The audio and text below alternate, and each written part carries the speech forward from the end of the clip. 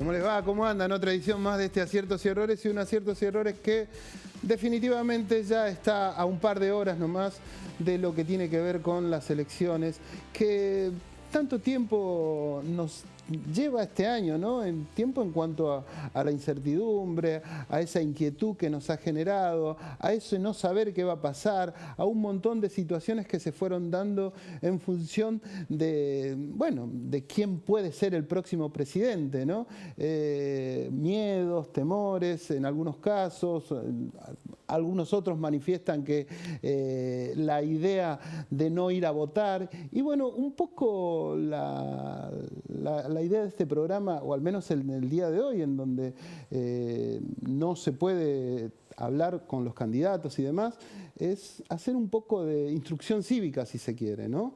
Hay mucha gente que está poniendo en discusión, en tela de juicio, esa posibilidad de ir o no ir a votar. De hecho, en las PASO hubo una ausencia considerable, que muchos de los candidatos presumen que esto va a ser distinto el próximo domingo, sencillamente porque una gran cantidad de gente que no votó en la PASO sí lo va a hacer el próximo domingo. Y esto implicaría o al menos hay cierta expectativa en creer que los resultados van a ser totalmente distintos. De hecho, más de uno habrá visto distintas encuestas, y según la encuesta que uno mire, bueno, el resultado tiene que ver con ello, ¿no? Las encuestas no han sido muy fiables hasta esta parte, pero no dejan de ser un elemento de consulta. Por lo pronto, como dijimos, esa instrucción cívica lo que quiere, o al menos pretende desde este humilde lugar, es que la gente concurra a votar, porque es un hecho cívico que, bueno, nosotros tenemos la posibilidad de ejercerlo y, en definitiva, también tomar cierta responsabilidad en función de nuestro futuro, porque depende el próximo domingo, y si hay balotaje se esperará un tiempito más. Depende de nosotros, a través de ese voto, quién nos va a presidir o va a ser el presidente de nuestra nación y qué rumbo va a tomar todo, ¿no? Así que algunos de los datos, ahí ya los vamos viendo en pantalla, tienen que ver con... se habla mucho acerca de qué cantidad necesita el próximo domingo un candidato para ganar en primera vuelta, ¿no? Supuestamente con el 45% de la cantidad de votantes que hayan emitido, si tiene esa cantidad de votos, 45 o más, ya ganaría en primera vuelta cualquiera de los candidatos. Otra de las posibilidades para ganar en primera vuelta es que obtenga más del 40%, pero con una diferencia hacia el segundo de un 10%, ¿no es cierto? Si esto sucede, también ganaría en primera vuelta. Todos los demás escenarios implicarían un balotaje, ¿no?, entre el primero y el segundo, o sea, un porcentaje inferior al 40% implica que los dos primeros podrían ser parte de un balotaje que se va a hacer en los próximos 15, 20 días, ¿no es cierto? Un dato que llamativamente tiene que ver con esta elección, y es en particular, es el tema de las redes sociales. Han tenido un protagonismo que quizás no lo ha habido a lo largo de las elecciones o al periodo democrático, que se van a cumplir 40 años próximamente, ¿no? ¿Por qué digo esto? Porque no ha sucedido antes, ¿no? Y miren acá los datos de las distintas redes sociales, y vamos a tomar a los distintos candidatos para que se vayan viendo, ¿no? Una de las redes es Instagram, y ahí vemos los porcentajes de los suscriptores que tienen los distintos candidatos. Milei tiene 2.900.000, Patricia Bullrich 602.000, Massa 308.000, Bregman 223.000 y Schiaretti 91.000 suscriptores a esa red social.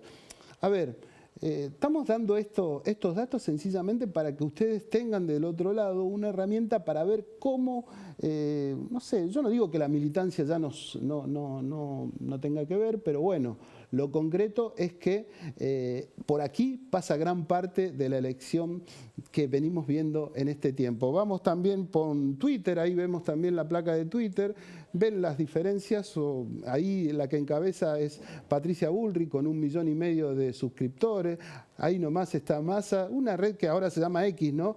1.200.000 Massa y 1 millón para Milei, 223.000 para Bregman y 97 para Schiaretti. Vamos a la otra placa que tiene que ver con TikTok, algo que está muy de moda y que en tiempos de guerra y en otros lugares están impidiendo visualizarla. Acá Milei también encabeza con 1.400.000 suscriptores, 256, muy lejos lo sigue Bullrich, y 118.000 Sergio Massa, también más alejado, y mucho más atrás Bregman, no figura Schiaretti, ¿no? Vamos a la placa de Facebook. Ahí vemos ahí encabeza Massa, Milei, Bullrich y Bregman, ¿no? Y por último vamos a la de YouTube. La de YouTube, acá hay una diferencia notable con lo que estábamos viendo en las distintas otras redes, ¿no? ¿Por qué? Porque acá se ve el contenido, se toma mucho tiempo y es gran parte de lo que estamos habituados a verlos en las redes. Y por último, vamos a un total de todas estas redes sociales. Miren cómo queda en cuanto a los suscriptores, ¿no? Un dato llamativo, 6 millones para Milei, 2.900.000 para Bullrich, 2,5 millones para Bregman, 703.000 para Bregman y 277.000 para Schiaretti. Queríamos hacer una muestra de esto porque pasa por, definitivamente, por este lado las elecciones de estos tiempos. Vamos a ver si se van a reflejar en los resultados. Por lo pronto, esto es un dato concreto de la realidad. Y bueno, ya tenemos acá, perdón, no escuché muy bien lo que me están diciendo del otro lado. El Zoom, ya tenemos el Zoom del otro lado, Aldana Denis. Y la idea de charlar con Aldana tiene que ver también con una cuestión de un laburo que han hecho ellos. Aldana es economista del Centro de Economía Política del CEPA. Un laburo que tiene que ver con el empleo. El empleo que llamativamente da unos resultados, pero quiero que ella me lo vaya explicando más que nada porque hay un crecimiento y uno entendería que si el empleo crece no tendría que haber tantas dificultades económicas, pero esto parece que no es tan así. Por lo pronto, del otro lado me acompaña, como lo dijimos, Aldana Denis, y antes que nada, gracias Aldana por charlar un ratito con nosotros. ¿Me escuchás? Hola, muy buenas tardes. Gracias por la invitación. No, bueno, mira, decía un poco, para graficar la charla que vamos a tener con vos, que ustedes hicieron un laburo bastante interesante en función de lo que tiene que ver con el empleo, ¿no? Comparativo con prepandemia, inclusive con meses anteriores, pero explícame vos un poquito mejor, porque veo que hay datos que muestran un crecimiento notorio del empleo en este último, creo que es hasta julio del 23, y bueno, un poco que lo expliques vos en cuanto a que yo entendería, si hay mucho empleo, no tendría que haber inconvenientes económicos, pero esto no es tan así, ¿no? Bueno, sí, efectivamente nosotros desde CEPA ya hace muchos meses que hacemos un informe donde analizamos la evolución del empleo registrado privado, es decir, el empleo formal en el sector privado, y venimos viendo ya 36 meses de crecimiento sostenido de esos puestos de trabajo. En particular, nosotros en el informe hacemos un raconto de cómo fue la evolución después de la doble crisis de empleo que atravesó Argentina. En primer lugar, con la crisis del gobierno de Cambiemos, que significó la pérdida de alrededor de 277.000 puestos de trabajo en Argentina.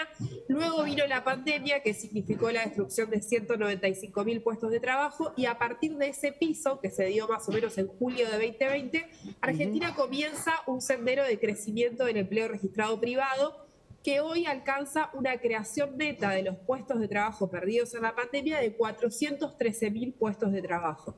Esto es muy importante en este análisis, pensar lo que decías vos hace un ratito, una cuestión, un fenómeno particular de crecimiento del empleo registrado privado con un estancamiento del poder adquisitivo de los trabajadores, el famoso fenómeno de los trabajadores pobres, del que ya se viene hablando ya hace Claro. algún tiempo, donde vemos que la caracterización del mercado laboral toma relevancia la parte cualitativa, la calidad de ese empleo, el poder adquisitivo de los salarios, el nivel de los salarios y no ya tanto la dificultad de la creación de empleo. Efectivamente, estamos viendo creación de empleo, ahora la discusión pasa por el poder adquisitivo de esos salarios, por la calidad de esos trabajos, la formalidad, etcétera.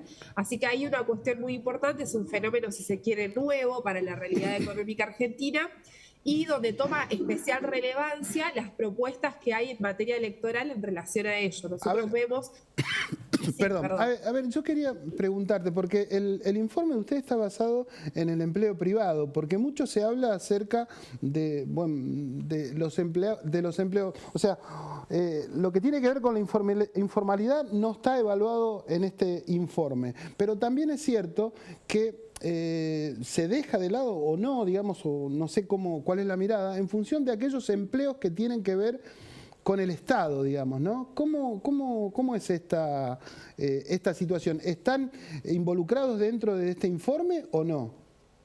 No, el informe aborda solamente los puestos de trabajo registrados en el sector privado y entendemos que es una forma también de dar cuenta y dar herramientas para esta discusión que siempre se plantea de que cuando crece hay sectores que plantean que el crecimiento del empleo siempre está asociado al crecimiento del empleo público y demás. Hay una cuestión, una discusión abierta en ese sentido. Lo que muestra este informe es que el crecimiento del empleo se está dando en el sector privado de la economía, que está impulsado por el sector de la construcción, por el sector de la industria, por el sector de las inmobiliarias. Entonces es muy importante ahí remarcar que tiene que ver con el empleo registrado del sector privado. Después desde CEPA tenemos un informe también donde analizamos ya, si se quiere, la situación de informalidad de los trabajadores. Sabemos que ese no es el universo total de trabajadores en Argentina, que hay un gran sector de los trabajadores que se encuentran en la informalidad, otro sector que se encuentra en el sector público, pero en particular acá analizamos el sector privado para mostrar esta relación, si se quiere, entre la actividad económica y la creación de empleo, que en el último tiempo muestra un fenómeno particular, y es que en los últimos meses hubo un amesetamiento de la actividad económica que se dio en consonancia con un crecimiento del empleo registrado privado. Así que, volviendo un poco a lo que planteaba al principio y en materia de esta discusión electoral que se plantea alrededor del mercado laboral, vemos que hay muchos enfoques o propuestas de campaña que hablan de flexibilización laboral para generar empleo.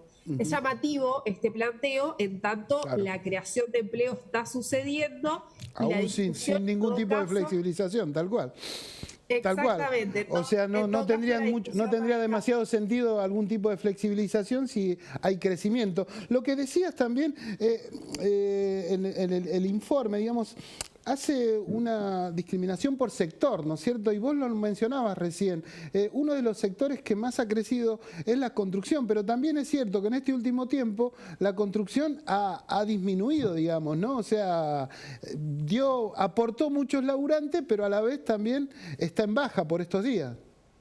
Bueno, al menos... efectivamente, en el último mes, si bien no registró un crecimiento, te diría que casi del 0,0% en los datos del último mes que están disponibles, es uno de los sectores que impulsó el proceso de recuperación después del piso de la pandemia, con un crecimiento, si no me equivoco, alrededor del 47% después de ese piso. Lo mismo pasa con el sector de la industria. Es importante remarcar este punto porque es uno de los sectores que entendemos está en disputa en estas elecciones, cuál va a ser el proyecto económico en relación a la industria. Ahí es importante remarcar que una de las cuestiones principales en torno a la discusión de la industrialización argentina tiene que ver con la generación de empleos que ese sector genera, y es casi todos los meses uno de los sectores que mayor aporte hace al crecimiento del empleo. A ver, ¿son acordes los...? Bueno, no sé si hay un análisis de esto, pero hay crecimiento, pero en cuanto al salario, digamos, ¿cómo repercute o cómo implica, digamos, en este informe? Porque quizás volvemos a lo que planteaba al principio, digamos. Hay mucho empleo, pero, no sé, sueldos bajos. Sí, creo que el fenómeno que se está dando en ese sentido es creación de puestos de trabajo, creación de empleo, es decir, Argentina no tiene una desocupación masiva como ha ocurrido en otras etapas de la historia argentina. De hecho, la tasa de desocupación es una de las más bajas en los últimos 20 años. Te diría que el 6,2% está ya a niveles de lo que era 2015. Una tasa de desocupación baja, pero en consonancia con salarios que están bajos o que no han logrado recuperar la pérdida de poder adquisitivo. Los trabajadores y las trabajadoras en Argentina entre 2016 y 2019 perdimos alrededor de 20 puntos de poder adquisitivo. Y en los últimos años ese poder adquisitivo no se logró recuperar, no se ha logrado recuperar esos 20 puntos de poder adquisitivo y estamos más o menos 2 o 3 puntos por debajo de ese promedio de 2019. Es decir, todavía queda un largo camino de recuperación de poder adquisitivo más allá de la creación de empleo. O sea, habría que hacer mayor foco en eso y no tanto en la flexibilización, calculo yo, digamos, ¿no? Porque me parece que la flexibilización en este sentido no tiene mucho sentido. Exactamente, el punto está fundamentalmente en cómo se va a recuperar ese poder adquisitivo, sobre todo porque cuando se habla de flexibilización, digo, lo dice el espacio de Juntos por el Cambio, cuando habla de la normativa laboral, los convenios colectivos de trabajo, la negociación colectiva, lo dice La Libertad Avanza, e inclusive el propio candidato de La Libertad Avanza habló contra del salario mínimo vital y móvil, dice que es distorsivo para el funcionamiento del mercado laboral, etcétera. Llama la atención ese planteo, en tanto no está planteada la discusión en términos del gran problema que atraviesan los trabajadores y las trabajadoras, que tiene que ver con el poder adquisitivo. El salario mínimo funciona como un piso más allá del cual no debería cobrar ningún trabajador. Obviamente sabemos que eso efectivamente sucede en aquellos sectores que están por fuera de la formalidad.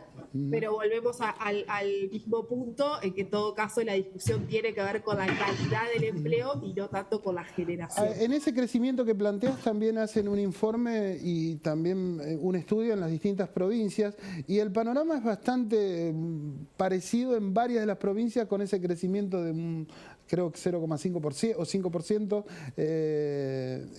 pero hay algunos que no, digamos, no alcanzan eso. El caso, yo veía en el mapita la provincia de Tucumán, creo, ¿no? Que, digamos, ha decrecido, o sea, no ha estado al mismo nivel que la mayoría de las provincias. Exactamente, sí, 23 de las 24 provincias ya se encuentran con niveles de empleo superiores a los de la prepandemia, la mayoría con crecimientos superiores al 5%. La única provincia que hasta el momento no recuperó los niveles de prepandemia es Tucumán, y después tenemos provincias como el caso de, la Ciudad Autónoma de Buenos Aires, que no recuperó los puestos de trabajo perdidos durante la crisis de Cambiemos. Sí recuperó los puestos perdidos durante la pandemia, pero todavía no se encuentra. Ciudad Autónoma de Buenos Aires y Mendoza son dos de las provincias que no han logrado recuperar los puestos de trabajo que se perdieron durante la crisis de Cambiemos, sí los puestos de trabajo que se perdieron durante la pandemia.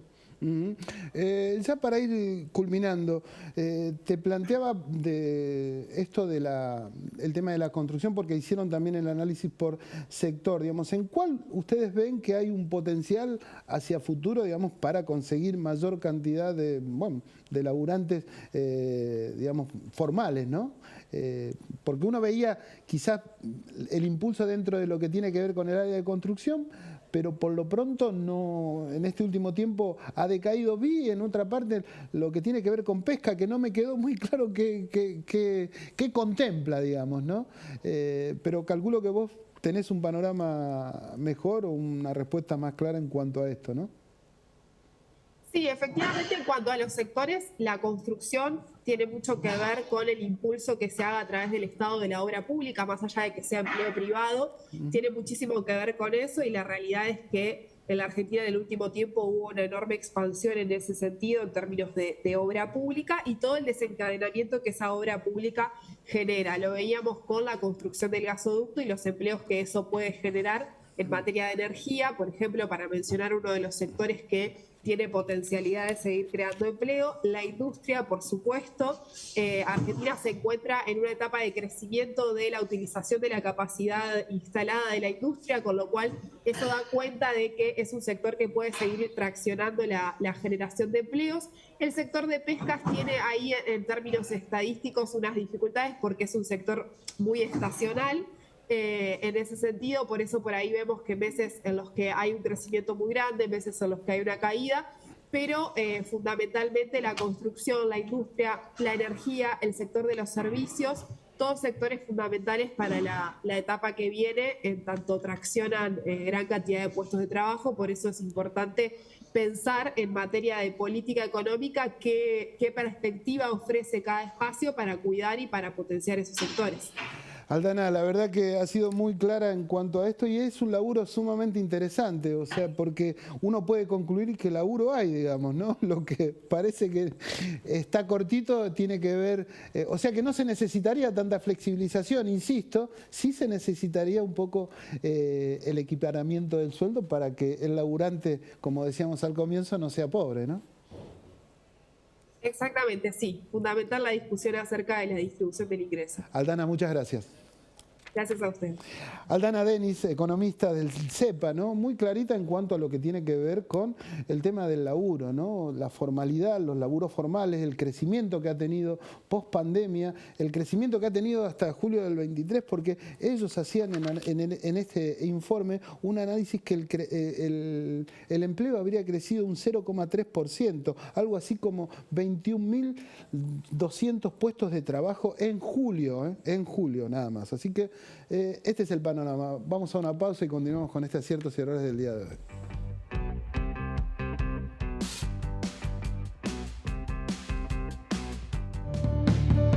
Te acompañamos cuando te subís al auto y en cada momento de tu vida. Llama al 0810-222-2444. Consulta con tu productora o productor asesor de seguros. Provincia Seguros, una empresa del Grupo Provincia. En nuestras redes sociales y entérate de todas las actividades legislativas. Honorable Cámara de Diputados de la Provincia de Buenos Aires.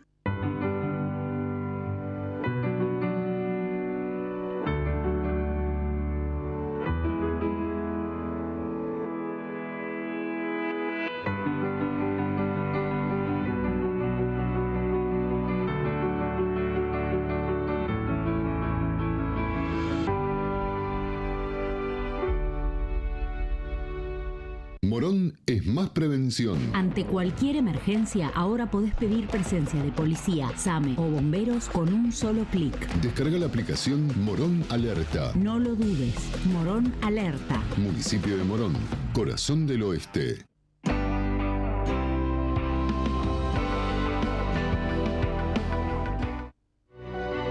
De nuestra tierra,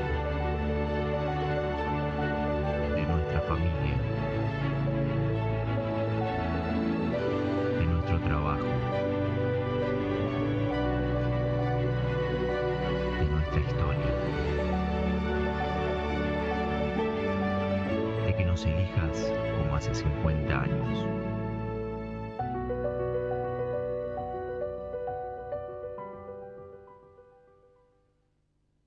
Te presentamos Doctoros de PIM, un servicio de nuestra obra social, por el cual podés comunicarte con un médico a través de videollamadas las 24 horas del día, los 7 días a la semana. Baja la aplicación y sumate a la telemedicina a través de tu consulta médica online, sin salir de tu casa. OSDEPIM, te estamos cuidando.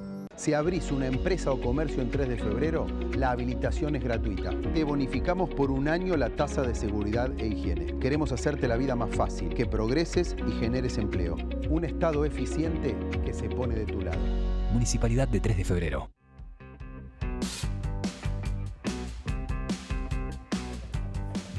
Empezamos hablando de lo que tenía que ver con esto de la instrucción cívica para el domingo, así que insistimos en cada uno de los bloques, vamos a ir pidiéndole que vaya a votar y que se comprometa y que, está bien, por ahí no le gusta lo que hay para votar, pero vaya igual, participe.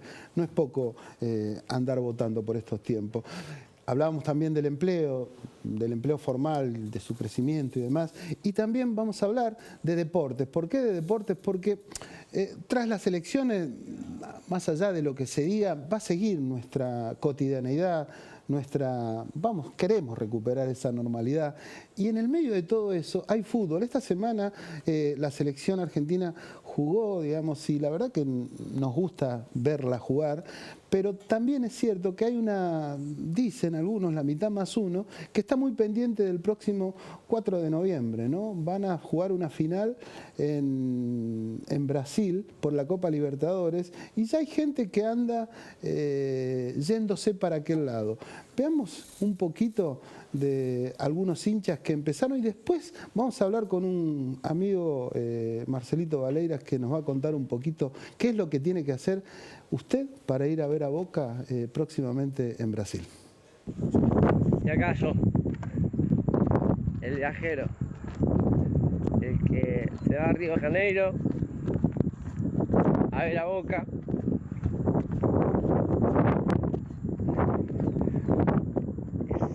Qué locura.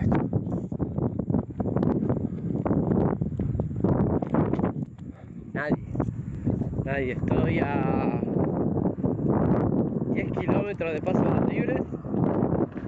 Gracias a un camionero que me vio caminando en la tarde y me dijo que no podía caminar así. Y como él toca la guitarra también me subió. Buena onda. Y nada, acá estamos.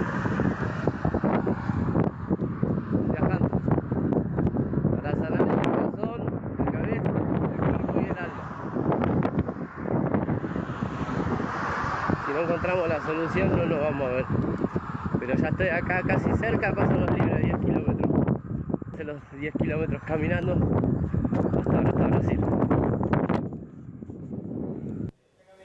Qué linda locura nos genera el fútbol, ¿no? La verdad que este hombre dice que supuestamente se va caminando, va a tardar 22 días en llegar, ya salió. Bueno, eso lo puede generar el fútbol, ya...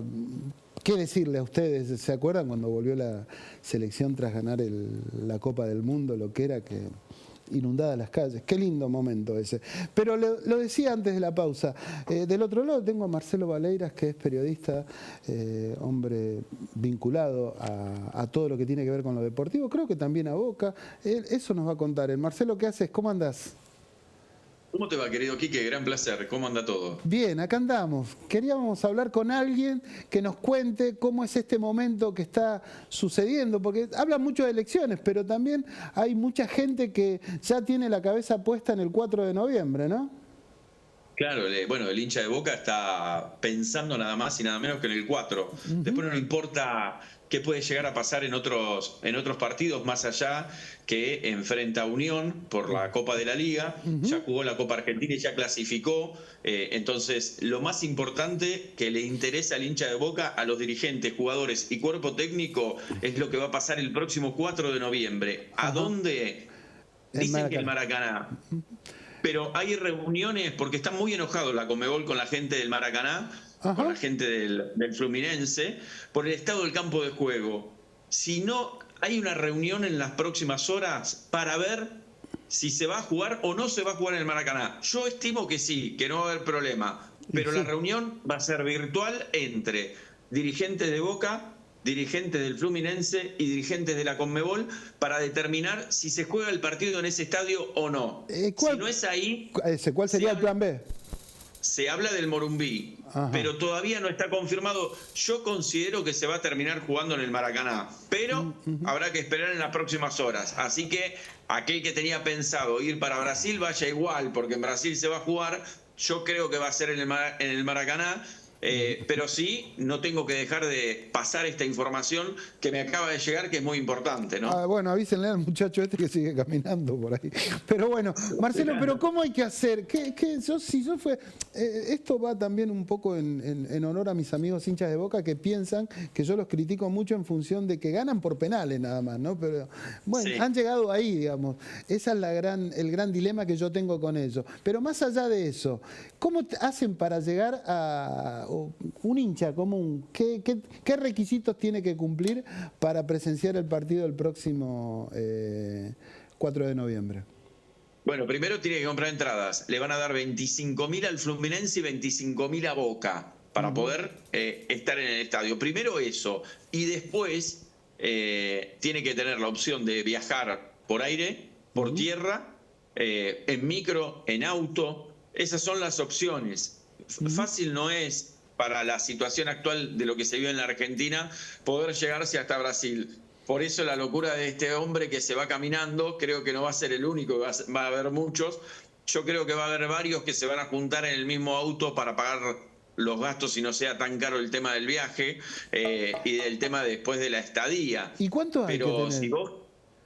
Y estábamos hablando alrededor, el viaje solo, si querés ir en avión, estamos hablando de alrededor de 700, 800 mil pesos el vuelo, ida y vuelta. No es para cualquiera, obviamente. Si no, se habla de paquetes de entre 1.000 y 1.500 dólares para ir y venir. Obviamente, todo a medida que fue pasando. Mira, a mí me contaba justamente, tengo conocidos hinchas, que me decían, yo cuando terminó el primer tiempo... con Palmeiras, hice la reserva del vuelo y le di clic cuando apenas terminó el partido y clasificó Boca. Me significó un enorme ahorro de lo que está ahora, y a medida que van pasando los días, cada vez más caro. Claro. Exactamente. Tanto en micro, si vos querés viajar en micro, el pasaje de ida te sale 135.000 pesos. Copa. ¿Sí? Una moneda. Que sea... Sí, por eso, no va a ser sencillo. Por eso estimo que sí va a haber muchos que van a ir, se van a juntar en varios autos para ir en auto, que va a ser una caravana obviamente impresionante de la ruta de aquí a Brasil. Muchos van a tomar esa determinación, obviamente los que tengan menos dinero. Después aquellos que tuvieron la posibilidad de avivarse, como hizo este hincha de Boca que me contaba ayer esta situación, y aquel que tenga el dinero para poder pagar un paquete. Hay paquetes de 1.500 dólares, de 1.000 dólares para poder viajar y poder llegar a la final. ¿Cuánto está la entrada, se sabe? No, todavía no, pero se estima aproximadamente. Lo que pasa es que en su mayoría la entrada se vende en los paquetes turísticos, ¿sí? Ahí viene la mayoría. Claro, o sea que el hombre común no tiene muchas chances de conseguir, porque yo entendía que se le iban a dar al club a las entradas, ¿no?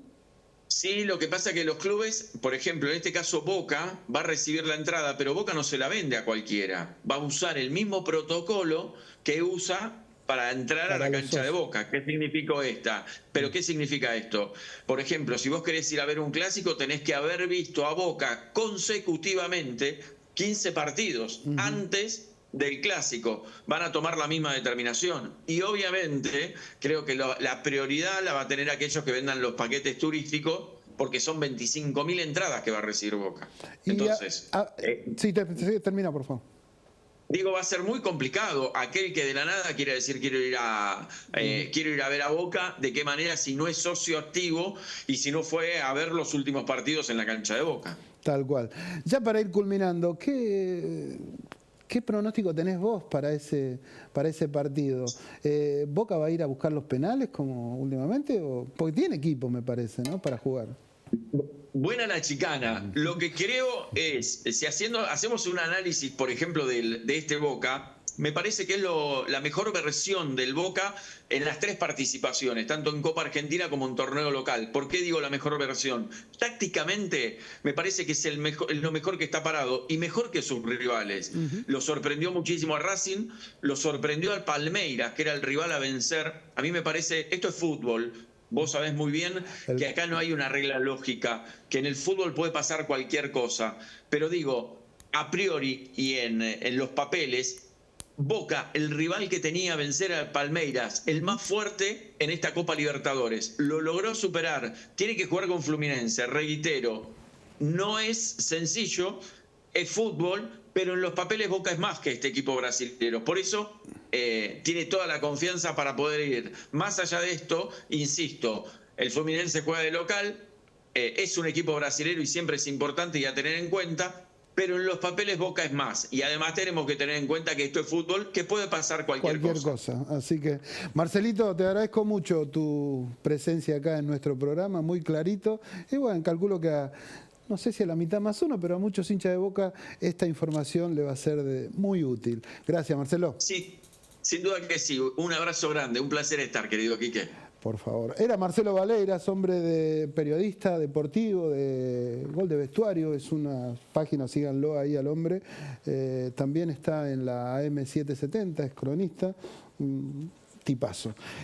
Nosotros vamos a seguir en esta diversidad de programa que tenemos del día de hoy, que hablamos de muchos temas, porque no queremos dejar de lado y dejar de tocar lo que está sucediendo en Medio Oriente, más precisamente en la Franja de Gaza, en Israel.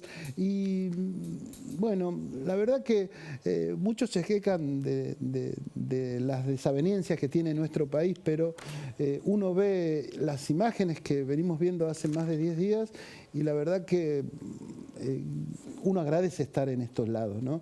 Vemos un poco el informe que preparó Facundo Eusebio y tras ver el informe o ver esas imágenes que no son del todo buenas, porque en las últimas horas, es de público conocimiento, fue atacado un hospital, más de aproximadamente 400, 500 muertos, muy aberrante. Vemos las imágenes y ahí vamos a charlar con las chicas de este Aciertos y Errores.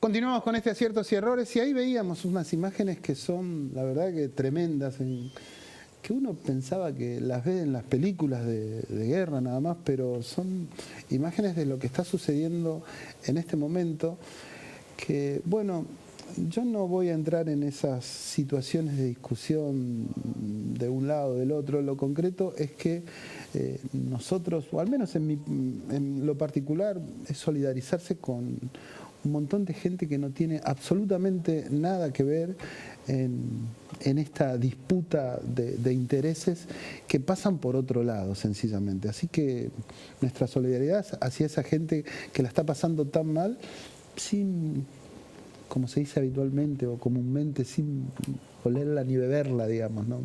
Es lamentable. Me acompañan Gabriela Rojas Pérez, la doctora Amelia Franchi, y la idea era charlar un ratito con ustedes de un montón de cuestiones, ¿no? Estamos ya a instancias de una elección en nuestro país, veíamos recién las imágenes de un bombardeo a un hospital, digo, no sé, no quiero hacer una ensalada de fruta, pero hay un montón de temas, ¿no? En principio vamos a ver por esta última, ¿qué les causa una guerra, digamos? Muy buenas noches, señor Correa, muy buenas noches a todos y a todas. Retroceso, la humanidad retrocede, todo el tiempo retrocedemos cuando se habla de la guerra. Me parece que hemos bajado mucho el nivel de discusión y de conversación, porque estamos diciendo, señora, señor, matar está mal. Digo, tenemos que partir de esta base, ¿no? Explicar la diferencia, que claramente la hay entre lo que es un Estado con un accionar terrorista y una organización terrorista, y esto que usted también explicaba y aclaraba, que es la enorme cantidad de civiles, israelíes y palestinos que quedan en el medio de esta disputa. El horror, ¿no? El horror, y el horror de qué es lo que después se termina conversando, porque a mí me impactó muchísimo un israelí tratando de volver a su casa y diciendo que seguían trabajando, que el trabajo continuaba, la actividad continuaba. Yo dije, ¿qué nos está pasando como humanidad? Porque si una masacre no nos detiene, Claro, digo, ¿qué es lo que te detiene? ¿qué es lo que nos va a detener? ¿Y trabajar para qué? Porque claramente no estamos trabajando para lo único importante, que es para la calidad de los seres humanos, de lo que habitamos el territorio israelí, palestino y argentino, ya que estamos hablando. Tal cual. Amelia, un hospital. Un hospital, qué increíble, ¿no? O sea, ya a eso llegamos, ¿no? Siempre los hospitales, los lugares donde tiene que ver la parte médica deberían estar directamente separados de todo lo que tiene que ver esto. Pero vos hiciste una pregunta muy clara, ¿no? ¿Qué siente uno con la guerra? ¿Y qué siente uno? Hay determinadas personas que lo ven por primera vez, otros que lo escucharon.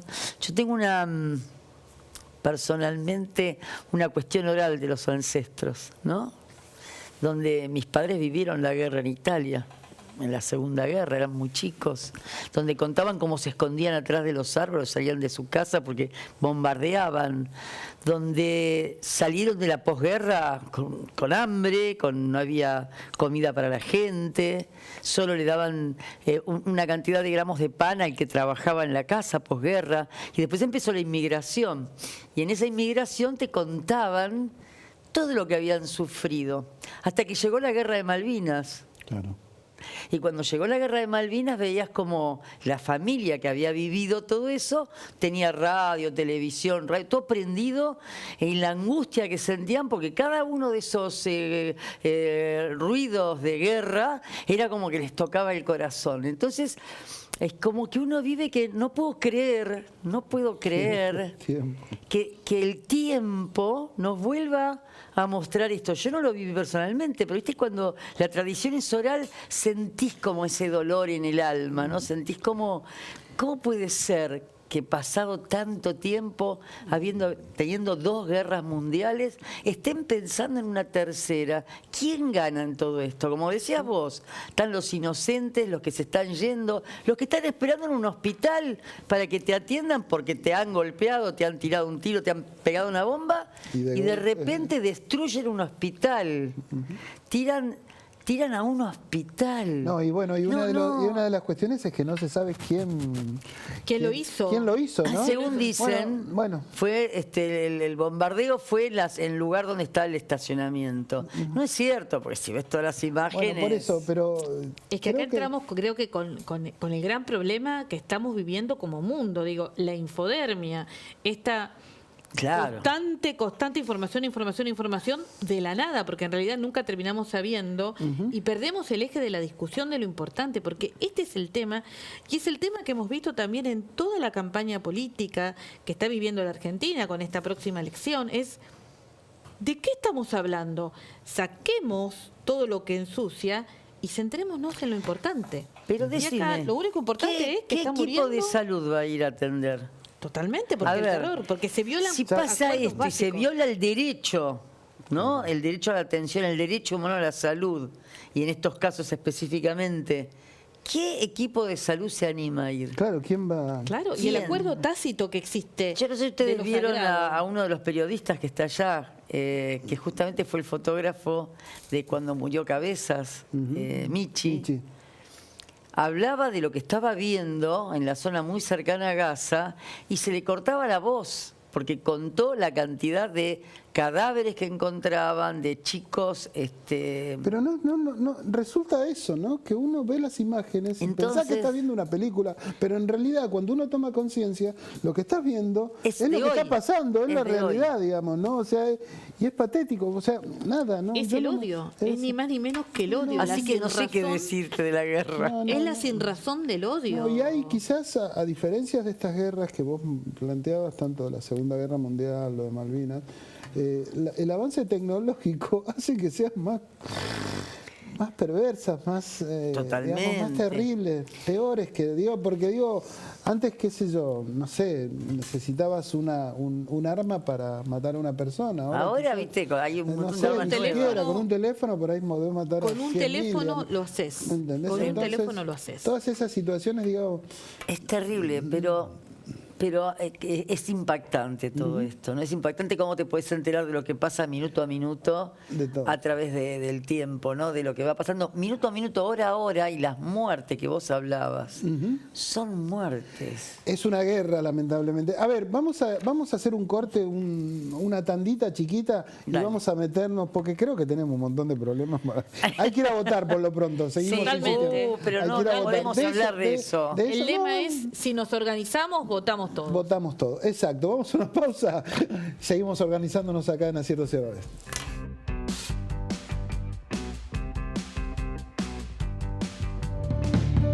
Te acompañamos cuando te subís al auto y en cada momento de tu vida. Llama al 0810-222-2444. Consulta con tu productora o productor asesor de seguros. Provincia Seguros, una empresa del Grupo Provincia. Síguenos en nuestras redes sociales y entérate de todas las actividades legislativas. Honorable Cámara de Diputados de la Provincia de Buenos Aires.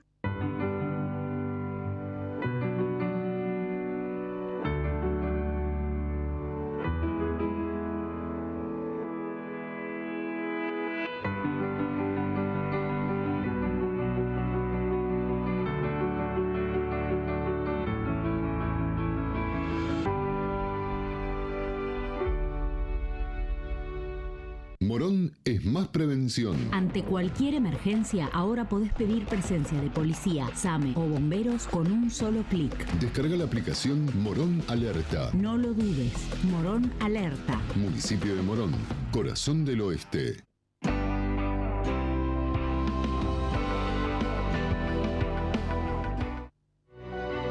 De nuestra tierra,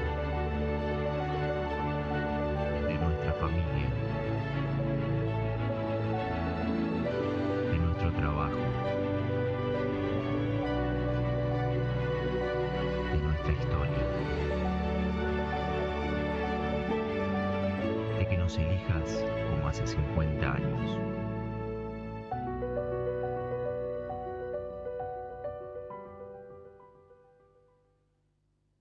Te presentamos Doctoros de PIM, un servicio de nuestra obra social, por el cual podés comunicarte con un médico a través de videollamadas las 24 horas del día, los 7 días a la semana. Baja la aplicación y sumate a la telemedicina a través de tu consulta médica online, sin salir de tu casa. OSDEPIM, te estamos cuidando. Si abrís una empresa o comercio en 3 de febrero, la habilitación es gratuita. Te bonificamos por un año la tasa de seguridad e higiene. Queremos hacerte la vida más fácil, que progreses y generes empleo. Un Estado eficiente que se pone de tu lado. Municipalidad de 3 de febrero.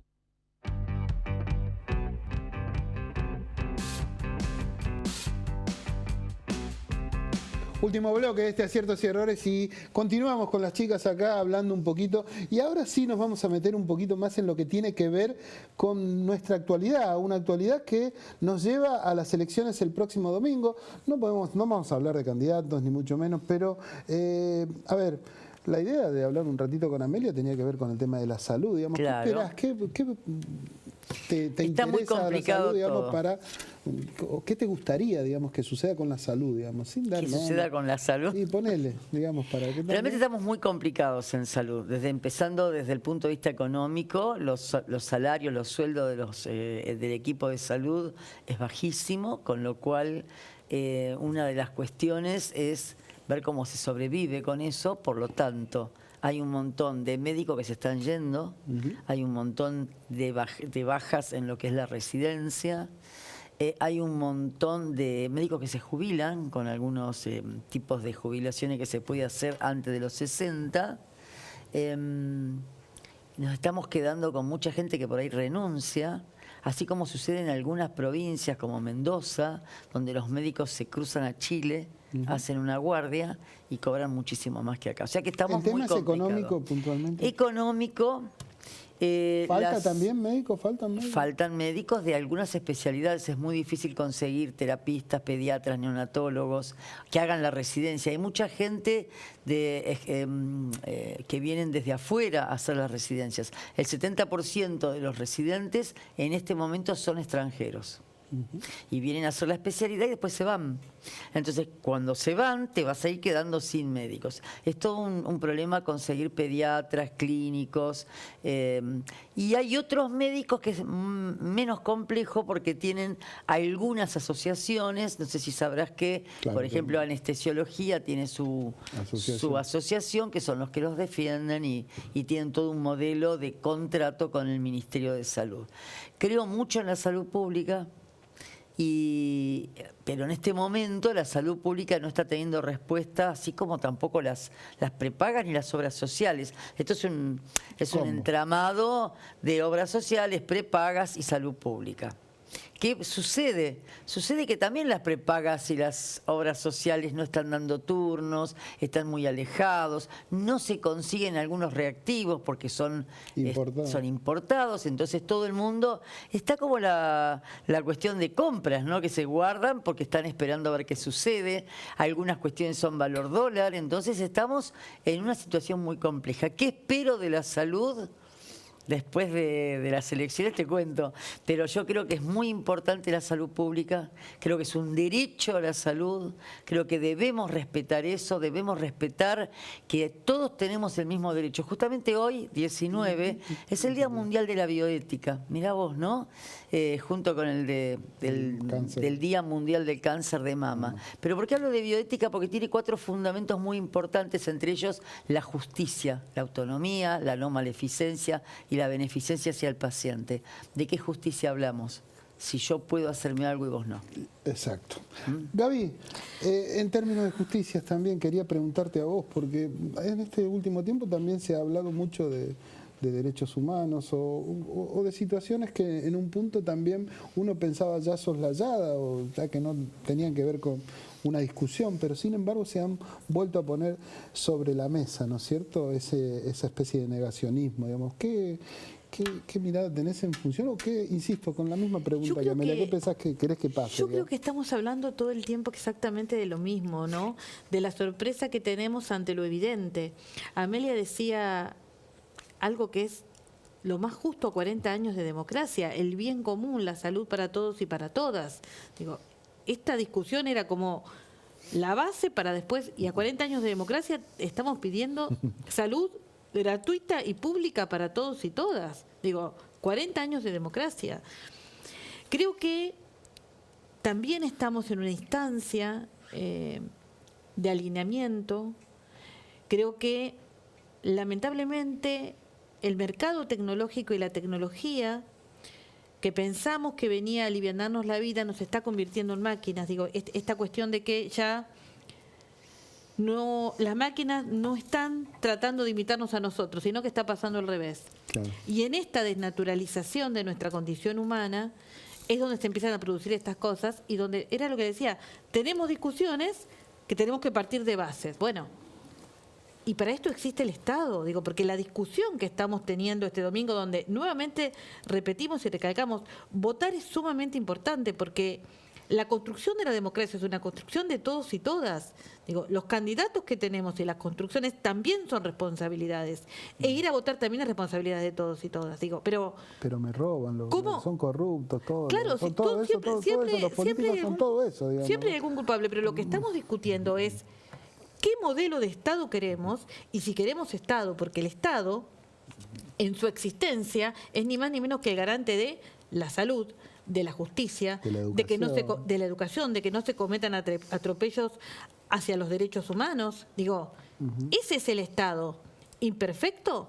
Sí, pero es el Estado que nos garantiza esto. La única arma que tenemos, los pobres, los trabajadores, de protección y de garantía de derechos. Porque si estamos hablando de modelos que imponen, ni más ni menos que todo es un comercio y todo es una negociación, y además lo más espantoso y terrible, en nombre de una supuesta libertad de elección, bueno, señor, ¿qué nivel de discusión estamos manteniendo? Digo, creo que es precisamente esto. Sos libre de vender un riñón si querés. Claro, hay situaciones que... Para eso está el Estado, regula.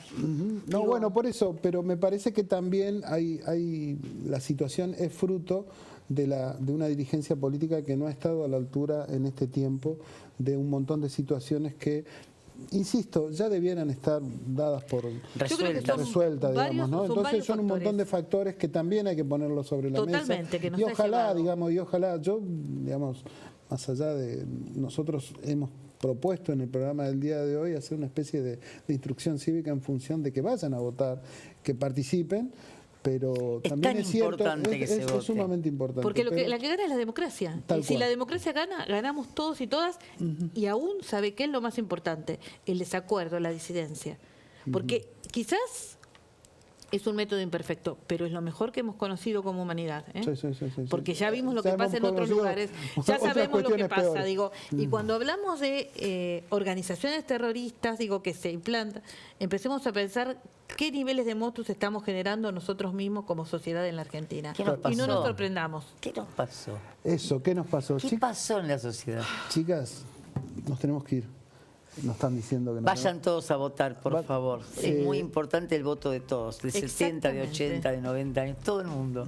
Los jóvenes que vivan la experiencia y que el lugar de votación sea un lugar donde, el lugar que supimos conseguir después de 40 años. Y un lugar, para que lo tuviéramos, murió mucha gente. No olvidemos eso. Amelia Franchi, la doctora, Gabriela Rojas Pérez, la periodista bibliotecaria, han sido muy amables por compartir este Aciertos y Errores del día de hoy. Nosotros nos vamos, voten el domingo, nos encontraremos la semana que viene con más Aciertos y Errores. Han sido muy amables por estar del otro lado.